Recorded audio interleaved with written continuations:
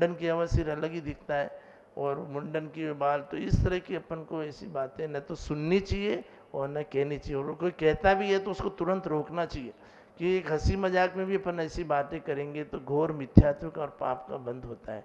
क्योंकि आचार्य उमर स्वामी कहते हैं कि सबसे बड़ा पाप ही निंदा है अच्छे पुरुषों की, इसको सुनने वाला कहने वाले से भी ज़्यादा दोषी होता है। तो हम अगर कोई ऐसी बातें करता है तो अपन उस जगह को छोड़ दें या फिर कहने वालों पर एकदम स्ट्रिक्ट रूप से लगाम लगाएं, नहीं ऐसी बातें आपको नहीं कहनी चाहिए।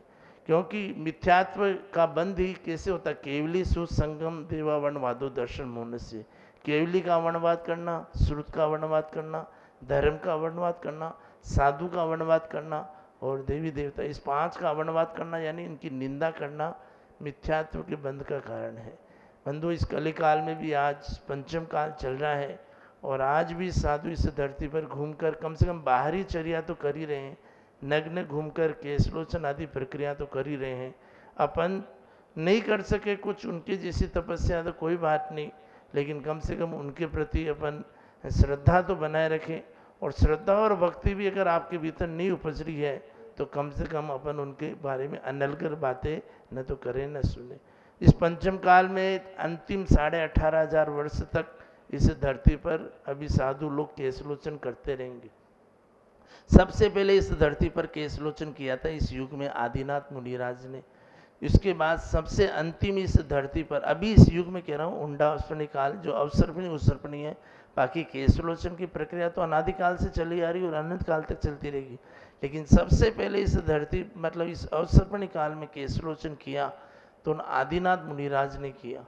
और उनके केशलोचन को देखकर हालांकि दूसरे राजाओं ने भी कोशिश की कि हम भी दीक्षा ले लें, लेकिन हर किसी की बात की नहीं रही, तो बाकी सब जने तो ढेर हो गए केशलोचन के सामने। लेकिन आदिनाथ भगवान ने तो केशलोचन करके इस केशलोचन की प्रक्रिया को लोगों के सामने रखा। उसके बाद अभी तक निर्वाध रूप से आदिनाथ से लेकर महावीर भगवान तक सभी भगवंतों ने केशलोचन किया। बीच बीच में राम भगवान, हनुमान भगवान और जितने भी भगवान हुए, भरत, बाहुबली आदि, उन सभी भगवंतों ने भी केशलोचन किया।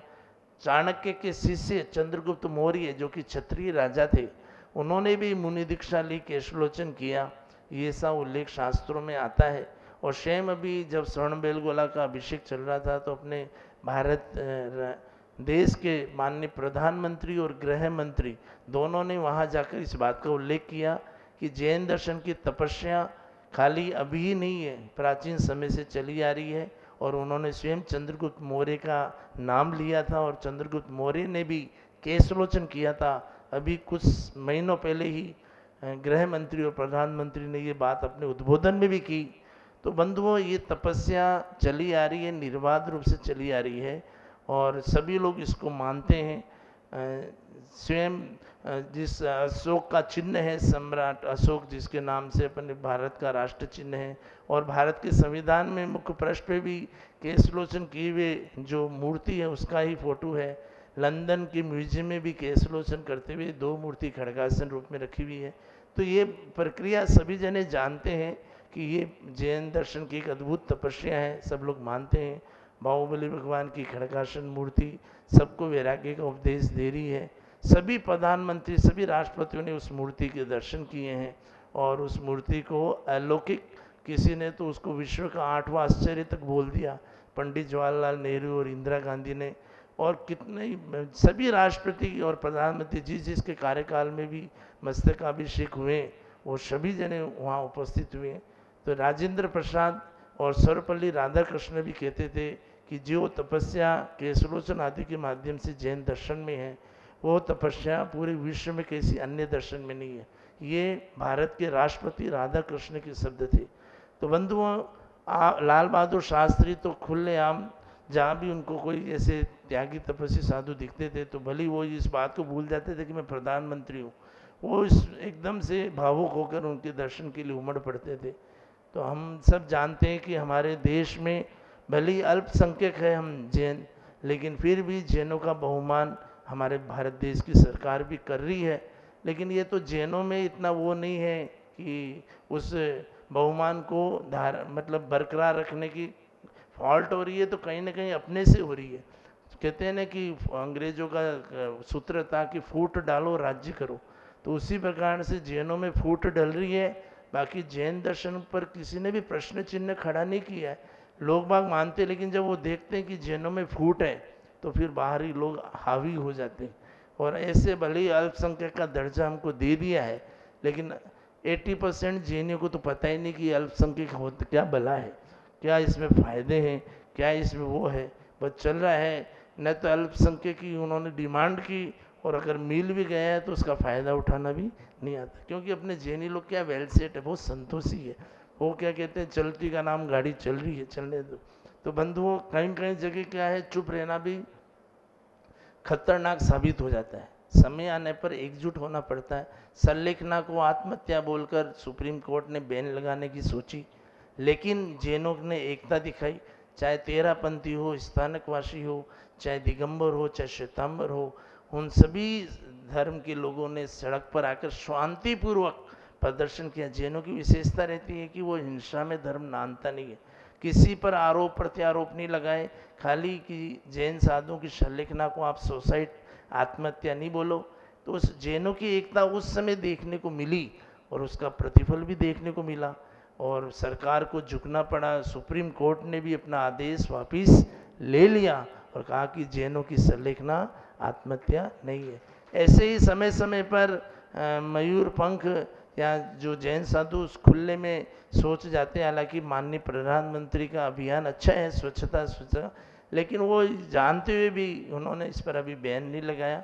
हालांकि महाराष्ट्र में मुख्यमंत्री जो देवेंद्र, उनके जो संयुक्त शायद गठबंधन में सरकार बनी ना महाराष्ट्र में, तो शिवसेना की एक अधिकारी ने जरूर जैन साधुओं पर प्रश्न चिन्ह खड़ा किया कि जैन साधु नग्न होकर बम्बई की सड़कों पे घूमते हैं। ये बात उन्होंने मुख्यमंत्री तक रखी। मुख्यमंत्री ने, महाराष्ट्र के मुख्यमंत्री प्रधानमंत्री तक ये बात पहुंचाई कि क्या जैन साधु, नग्न साधु पर सड़क पर विचरण करने से बैन लग सकता है। तो एक ही शब्दों में ये बात तो आगे तक पहुंच ही नहीं पाई। उन्होंने कहा कि इम्पॉसिबल। जैन धर्म अनादि निधन धर्म है, और जैन धर्म के सिद्धांत, जैन धर्म के साधु पर न तो आज तक कभी बैन लगा है और न कभी बैन लगेगा।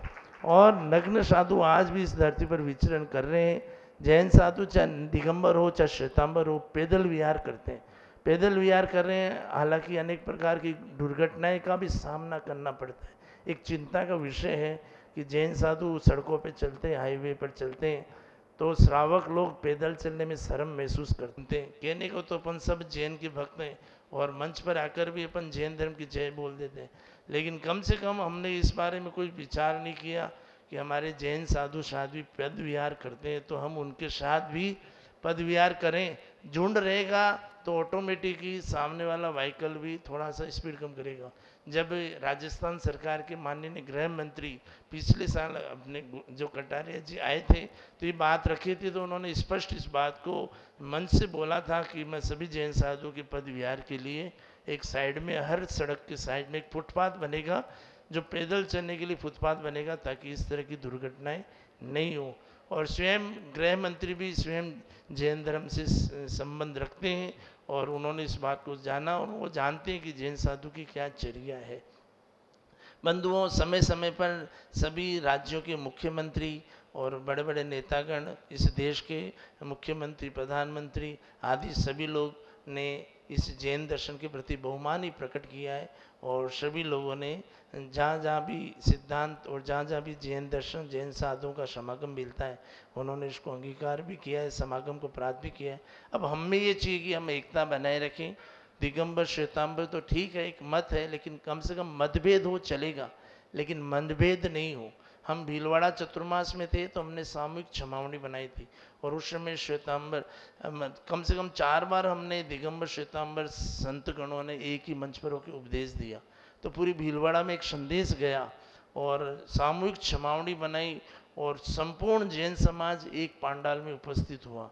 तो ये एक संदेश पूरे भारत देश में जाना चाहिए।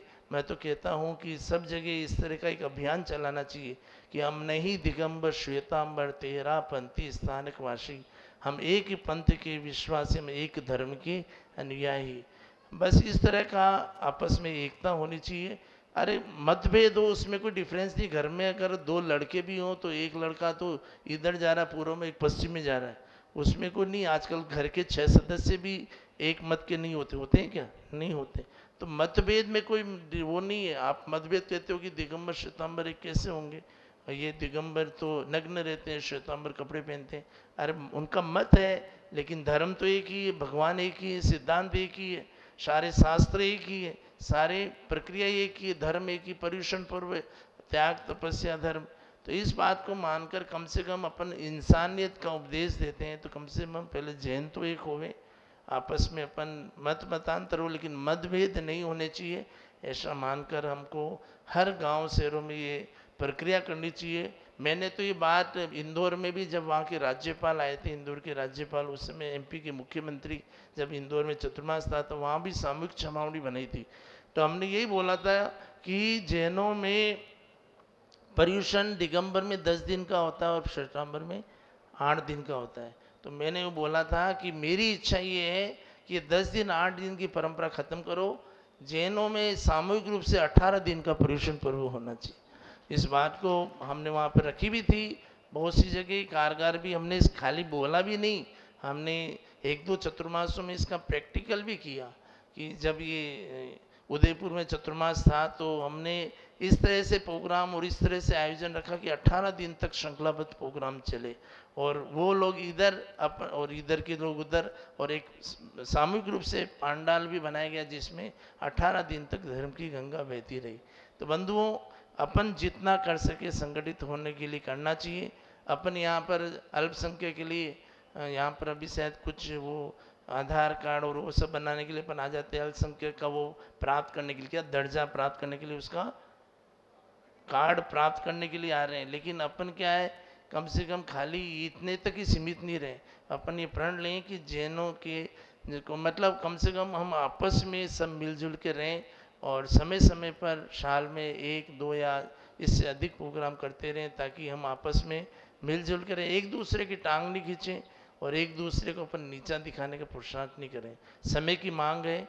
आप लोगों ने मेरे से अभी 5-10 दिन पहले आए थे, बोला महाराज जी कि श्वेतांबरों के साधुगण आना चाहते मंच पे। तो मैंने कहा कि बहुत अच्छी बात है, हम स्वयं इस बात का समर्थन करते हैं। अगर एक मंच पर दिगंबर और श्वेतांबर साधु अगर रहेंगे तो निश्चित ही हम साधु की एकता देखकर लोगों को उपदेश अच्छा जाएगा, कम से कम वो तो एक होंगे। तो हमने कहा कि आप जब भी प्रोग्राम रखना चाहें रखें। और मैंने तो यहाँ तक कह दिया कि आप कहीं बीच में कोई ऐसी जगह या इससे बड़ी जगह कुछ भी करना हो, कहीं अगर थोड़ा बहुत चलना भी पड़ा तो हम चल कर जाएंगे, और एक जैन एकता का संदेश पूरे इस शहर में नहीं पूरे देश में फैलाएंगे। तो मुझे तो अच्छा लगा कि आप सभी लोग यहाँ पर आए, और आप लोगों ने इस केशलोचन का एक अवसर, एक निमित्त था, आप लोगों ने यहाँ पर सब उपस्थित हुए।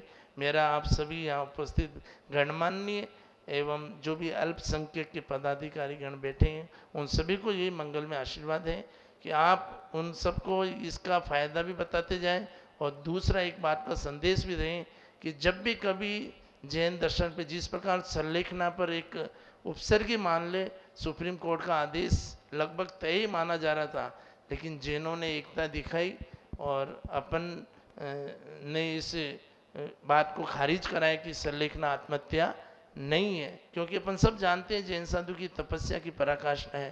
तो ऐसे ही समय समय पर कभी भी जैन सिद्धांतों पर या जैन साधु पर या जैन दर्शन पर कभी भी उपसर्ग आए तो हम कभी भी खाली नहीं बैठेंगे।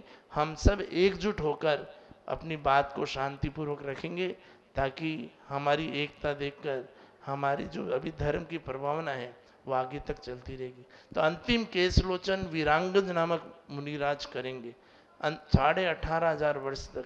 कोई ये सोचे कि जैनों का अस्तित्व खत्म कर दे, मैं आपको बता दूं कि जैन का अस्तित्व अभी 18,500 वर्ष तक तो इस धरती पर हमारे केवली भगवंतों ने कहा है कि जैन साधु साध्वियाँ विचरण करते रहेंगे, अंतिम साध्वी सर्वश्री रहेगी। तो ये बात हमारे केवली भगवंतों के मुखारविंद से निकली है, जो असत्य नहीं होती है। और आज भी हम देख रहे हैं कि इस धरती पर सभी संतगण विचरे हैं। हम सभी उन का बहुमान करते हुए अपने आपस में भाईचारा रखें और एकता बनाए रखें, ताकि हम इस आत्म कल्याण स्वरूप जैन दर्शन को स्वयं अंगीकार करें। अंत में मेरा सभी को ये मंगल में आशीर्वाद है। यहाँ संपूर्ण समाज के लोग बैठे हैं। मैं समय सार के कुंद कुंद आचार्य की गाथा एक बार बोल देता हूँ, जिसमें पूरा जैन दर्शन का सार है कि what is the essence of Jainism. Jainism का सार क्या है? कोई पूछने का है कि जैनों में इतने ग्रंथ हैं, 11 अंग 14 पूर्व है, हमारे पास टाइम है ही नहीं पढ़ने का। मंदिरों में जिनवानी भरी रखी है, ये तो साधु भगवंतों का काम है, पढ़ते रहे। हमको तो फुर्सत ही नहीं है, अभी भी बैठे हैं तो हम आकुलता हो रही, आगे जाना है, ऑफिस जाना है, हमको इतना सिद्धांत। तो हमने कहा महाराज जी 2 लाइन में सार बता दो आप कि जैन दर्शन का सार क्या है। तो कुंद कुंद आचार्य की गाथा 150 नंबर की, रत्तो बंदधि कम्मम मुंचंती जीवो विराग संपन्नो ऐसो जिनो वदेशो तम्मा कम्मे सुमारत। कि सभी जैन दर्शन का मूल मंत्र क्या है? रत्तो बंधति कम्मम, यानी the self with attachment gets from karma. हम किसी के प्रति राग और आसक्ति नहीं रखें, और विथ डिटेचमेंट रिमेन्स विथ कर्म, और हम उस वैराग्य को और धारण करके मोह और राग का त्याग करें। So has Mahavir Swami has declared. कुंद कुंद आचार्य से मैं नहीं कहना, भगवान महावीर की वाणी है। हम आपस में नहीं लड़े, उनके सिद्धांतों को अपनाएं। भगवान महावीर ने कभी नहीं कहा कि आपस में लड़ाई झगड़ा करो, कषाय करो। इसलिए therefore do not evince attraction towards God. Thus attachment and detachment are shown to be the causes of bondage and liberation respectively. This is the essence of Jainism. ये जैन दर्शन का सार है। मैं संपूर्ण अल्पसंख्यक पदाधिकारियों सहित यहाँ के उपस्थित संपूर्ण जैन समाज एवं अन्य समाज के लोगों को मंगल में आशीर्वाद देता हूँ। हम अन्य धर्मों से भी मतलब उनको नीचा दिखाने की कोशिश नहीं करें, और सभी धर्मों का सम्मान करते हुए हम मानवता का पाठ इस पूरी धरती तक पहुँचाएं। हम भगवान महावीर के संदेश जन जन तक पहुँचाएं, यही हमारा मंगलमय आशीर्वाद है। भगवान महावीर का क्या संदेश? जियो जिने। अहमदाबाद में जीतो का सम्मेलन हुआ, तो जो मुकेश अंबानी थे उन्होंने बोला भगवान महावीर का क्या संदेश? तो जियो। तो जियो शब्द उनको इतना पसंद आ गया कि आज जियो से पूरे दुनिया में चमक गए। तो सभी को मंगल। तो फूल के बिना सुरभि नहीं, और दीप के बिना ज्योति नहीं। चाहे हम कितनी भी तपस्या की बात कर लें, लेकिन बिना तप त्याग और केश लोचन की कभी मुक्ति नहीं।